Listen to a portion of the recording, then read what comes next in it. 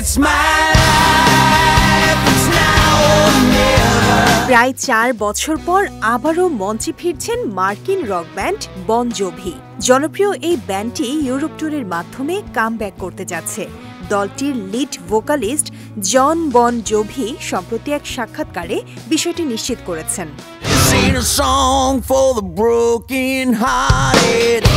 জন জানান 4 বছর আগে তার কণ্ঠযন্ত্রে জটিলতা ধরা পড়ে এবং সার্জারি করতে হয়। সেই সময় থেকে তিনি সঙ্গীত জীবন থেকে বিরতি নেন। শারীরিক দুর্বলতা, মানসিক চাপ এবং আয় বন্ধ হয়ে যাওয়ার পরও ব্যান্ডের সদস্যরা তার পাশে থেকেছেন, যা তাকে নতুন করে শক্তি দিয়েছে। বন জোভির কথায়, তারা আমার বিশ্বাস হারাননি, যা আমাকে লড়াই চালিয়ে যেতে সাহায্য করেছে। জানা গেছে বন জোভির জীবন নিয়ে শিগগিরই নির্মিত হতে যাচ্ছে একটি বায়োপিক।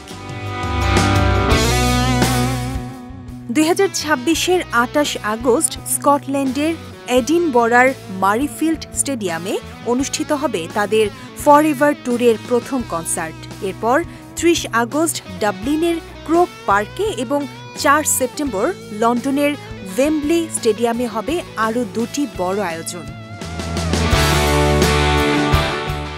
4 বছরের কঠিন লড়াই শেষে এই ট্যুরের মধ্য দিয়ে জন বন জোভি উদযাপন করবেন তার সফল প্রত্যাবর্তন।